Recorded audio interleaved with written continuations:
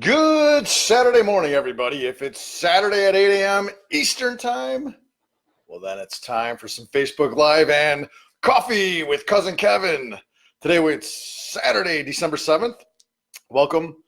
Cheers to all you early risers who are up braving this Saturday morning. Even here in Florida, it's chilly. So, you northerners up north getting hit with all that cold air.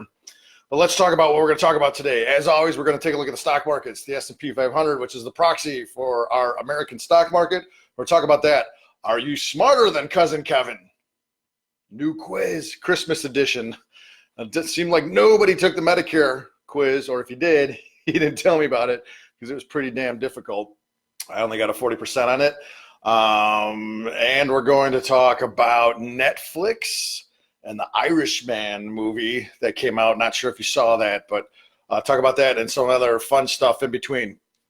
If you haven't noticed, I'm actually sitting down this Saturday. I busted up my back really good. Thank you, Lamar Miller and F45. Lamar's a friend of mine, and I think it was about 2 years ago now. He was going away traveling. He's a software computer guy. And he was traveling across the country doing all sorts of computer jobs. And in Australia, he found this new gym. And he said he came back, we shared, we had offices in a place called The Hub here in Sarasota, Florida, which if you're in Sarasota, Florida, like co-working space, whatnot, offices, meet amazing people, it's a place to be. So anyway, so I meet Lamar there, and he comes back. He says, "Hey, Kev, I found this amazing gym, and at the time I was working out at LA Fitness. I was bouncing back between Chicago and Sarasota." And I said, "Cool, he's going to open a gym in town. Great. Put me down as one of your first members." And then I remember the gym opened, and I was in Chicago for 2 weeks. And when I came back, everybody was there doing the workout. It was nothing like I was used to. It was like a 3-minute warm up. I wasn't even sure if I could get through it. But yesterday I was doing box jumps. So anyone who's friends with me, personal friends with me, not on the Plant Confidence page here, but actually friends with me on Facebook, that I do those box jumps where we stack 2 boxes and I jump up there, and none of my friends could do it. So that's the reason why I do it, because, they all think I'm old. And I jump up there and they can't do it. So it's awesome. But ever since I had cancer, I haven't been able to get back on the top 2 boxes. So I was practicing my box jumps. And when I jumped down, something popped in my back. So yesterday, today, I'm hoping by Monday I'll be better. But I'm sitting today nonetheless, not standing. So Cousin Kevin is waiting for the ibuprofen to kick in along with all this caffeine. So cheers to that. All right. Let's talk about the S&P 500. This is the weekly chart. And again, I apologize. Facebook Live does not allow us to share screens. So let's hold this up. As you can see, Monday over here, horrible day. Phew, fell off the cliff right at the end of the day there. The stock market has really plummeted on Monday. And then Tuesday pretty much did nothing. Wednesday went up. Thursday did nothing. Friday, yesterday, popped back up. So the markets essentially remained flat for the week. Technically, it was up 0.16%. But literally, we started out down and then ended up right back where we started, just slightly higher, which keeps our year-to-date percentage on the S&P 500 at 25.5%. Now, the S&P 500 is 500 different companies within the United States, mostly large, some mid-size, and about 10% small cap. We use it as a gauge to how the American market's doing. The Dow Jones, which we all like to talk about because it moves, a few hundred points per day. We like to talk about that because, 200-300 points is sexy to talk about. 10, 20 points on the S&P 500 is not. But the Dow Jones, and many people don't know this, is only 30 companies. It's some of the largest 30 companies across the United States. So if Boeing has a bad day like it's had in the past with all of its problems with the 737, the whole Dow could go down. Yet the American market, the S&P 500, actually could be going up. So the Dow we like to talk about because, again, it's sexy. It moves, big point swings. Only 30 companies. So pay attention to the S&P 500, not the Dow Jones. But we're up 25%, 25.5% for the year to date. Now, if you're a moderate investor, and I keep stressing this, we've had some people from Plant Confidence, and if you don't know, Plant Confidence sponsors Coffee with Cousin Kevin, also happens to be a company we tell people what to do with their money in their 401k plan. We'll tell you exactly where to put your money based off if you're conservative, aggressive, you want 100% equity. If you're not in 100% equity, you're not up 25%. Most people consider themselves moderate investors. They don't want to be too conservative. They don't want to risk too much. So if you're moderate, the traditional allocation was normally 60-40. So if you had 60% of your money in stocks and you're up 15%, you're right where you should be. So when I tell you, or the up 25%, and you look at your statement, you go, oh, I'm up 15, 16, 17%. You're doing awesome, man. You're not, lagging. We've had several people say, I'm only up 18% or whatever. And we're going, you're in a moderate bucket. You're not going to be up 25%. So please understand when we set the expectations what the market is. Now, interestingly enough, a couple weeks ago, Charles Schwab announced that they're buying TD Ameritrade, which is going to make Charles Schwab the largest custodian within the country. It's going to consolidate the 4 or 5 big custodians that are out there. And before they did that, they did a gangster move, and they said, we're not charging commissions on trades anymore. No stock trades, no ETFs, whatever, 0 commissions, which forced TD Ameritrade to cut theirs, and TD Ameritrade got most of their money from commissions. So the value of their stock plummeted, and then Charles Schwab came in and bought them. So they pulled a gangster move, straight out of the books, of how to take over a company.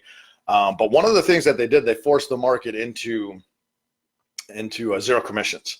Now, we don't know if the regulators are going to block the move or not with the TD and the Schwab, but they're changing the markets for financial advisors, which is ultimately going to change it for you. So if you're paying commissions on any of your trades and any brokerage accounts anymore, you don't have to. So that huge move between Schwab, really setting the tone for all that, caused Fidelity, TD Ameritrade, all of them to kind of follow suit. I don't know if Pershing did. Bank of America, New York, Pershing. I don't know if they did or not. I'd have to look into that. But one of the things that's interesting now is ETFs, mutual funds, these things might be going by the wayside, because if you could pay 0% commissions to put together the S&P 500 and literally buy the 500 companies, especially if you're working with a custodian that can do fractional shares and you don't have a lot of money, and you could buy all 500 of those companies, you could replicate the S&P 500 yourself without having to buy an ETF, an exchange traded fund, or a mutual fund, which charges a fee internally to do so. So we're going to see if we got money managers starting to move to the passive indexing, just build up a portfolio that looks identical to the S&P 500 and do it with individual equities, do it with individual stocks. Anyway, so that's really nerdy stuff to get back on there. But the S&P 500 is up 25%. For all intents and purposes, it looks like it's going to be an awesome Christmas. So the Santa Claus rally looks like it's going to be alive and well, which means that we should continue to push higher as we go into the end of the last 3 weeks here. Now, what could derail the stock market? December 15th, we've got tariffs, a self-imposed deadline for the China deal. Now, Trump came out earlier this week and said he might wait until after the election. He might wait, not China, which we talked about in previous shows. I said, if you were China, why? Why would you even try to make a deal until you knew that Trump was going to be reelected? So again, it's in China's best interest to kind of push this thing off as long as they possibly can. Now, Trump's saying that he might push it off. But Larry Kudlow on Friday, who's the economic policy advisor, he came out and said that they're close to a deal. But Trump might walk away from it if it doesn't have the proper stuff in there. So December 15th is a huge date, because if they don't have a deal, there's other and it's what happens with those tariffs. It's not what happens with the deal. They could talk things down, say they're close, whatever, schedule another press conference, and the markets will be fine. It's whether they follow through on the tariffs or not that could be a big deal. And not so much because the tariffs are cutting into the profits right now, but so much too is Trump going to follow through on the threats that he's made. Also, we've got impeachment. Nancy Pelosi came out and actually requested the Congress to write up articles of impeachment. So we're going to do that. The market did nothing. I believe that was Wednesday. The market just yawned, went, all right, we saw this coming, because the market knows he's going to get impeached. The House is going to impeach him. There's no doubt about it. And then it's going to go to the Senate and nothing's going to happen. They'll probably censure him. I think with Clinton, they removed his law license. And nothing's going to happen. He's not going to be removed from office in the impeachment side. So the markets know it. Big yawn, not a big deal. But yesterday, the jobs number came out, and there was 266,000 jobs that were created within the month of November, which was way higher than I think it was 186 on the expectation. And 3.5% unemployment right now. So we're at some of the lowest numbers that we've ever seen since they started tracking these numbers. Shows that the economy's good, everything's going in there, which is a concern, obviously, for the Democrats going into that, because like in Reagan, he had a strong economy. So even Democrats, I know, voted for Reagan because the economy was so good. Now, I think we're in completely different times because I think our politics are way more polarized than they were in the 80s when I was a young. But nonetheless, it's going to be interesting with the next few weeks what's going on there. But that China deadline is really what you need to watch when we talk about watching your money in there. All right, quick apology. Last week I wore the wrong shirt. I'm wearing red in support of my friends that are Ohio State fans. I wore a Michigan football shirt last week. My brother works for the University of Michigan, so I wore the shirt that he purchased me. So I'm now wearing red for Ohio State. So that got that done with. Are you smarter than Cousin Kevin? All right, it's a new month, so a new quiz.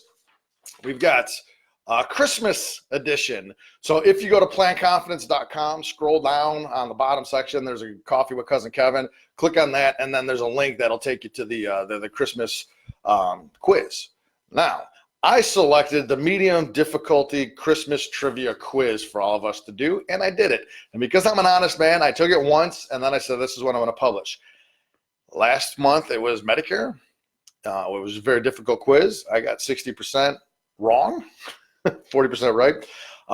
This month, it's a Christmas quiz, and I got 80% wrong. And only 20% right. So it's only 10 questions. I'll give you the 2 that I got right. So these are the type of questions, what kind of Christmas does Elvis Presley sing about?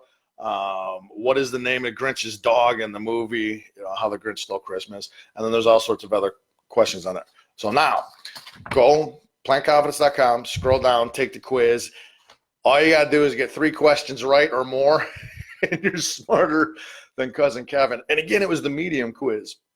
So take that. If you beat me, please, go and let me know that you beat me, and we'll go from there. Real quickly here, Netflix came out with The Irishman last week, which, if you know Cousin Kevin, I love mafia movies. Godfather 1, Godfather 2, all-time favorite movies. And Martin Scorsese directed The Irishman, which is all about Jimmy Hoffa and the Teamsters Union and all that. And they even go as far as to show you what happened to Hoffa. So part of the people don't even know who Jimmy Hoffa is today, which is true. My daughter Kaylee's 14. She's gonna have no idea who Jimmy Hoffa is. But if you ever were wondering where Jimmy Hoffa's buried or what happened to his body, they answer it in this film. So depending on what you believe, but an amazing cast of characters. So Scorsese's directing. And then you got Robert De Niro, Al Pacino, Joe Pesci, Harvey Keitel, Ray Romano, Bobby Cannavale, Anna Paquin, Stephen Graham. Bobby Cannavale and Stephen Graham were both from the HBO series Boardwalk Empire. Stephen Graham played Al Capone. He's in this. Amazing performances by all of them. But it's a 3.5-hour movie that's about 2 hours too long. So I'm sure there's going to be people nominated for all sorts of awards for that thing. But holy cow, is it a long movie? So if you're going to watch it, I suggest do like I do. Do some work or some reading or something around it, kind of like how I watch the football games.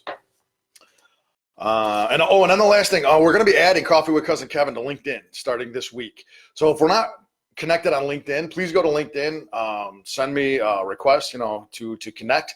Make sure that we connect there too. So I'm usually a little more professional on LinkedIn, but we're going to start using Coffee with Cousin Kevin on LinkedIn as well too. So be sure to go there and check it out and comment on that as well too. And then we're going to with our corny dad joke of the week. So this is what you get to tell to all your friends at the coffee cooler come Monday. This joke. The fattest knight at King Arthur's round table was circumference. He acquired his size from eating too much pie. P-I, pie, mathematical, circumference, pie. It probably looks better written. Yeah, and just so you know, I've got a whole stack of corny dad jokes that we're going to be going through all next year as well.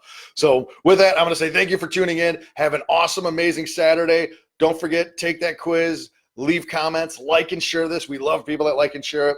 Go ahead and do so. Have an amazing Saturday. Stay warm, folks. Peace.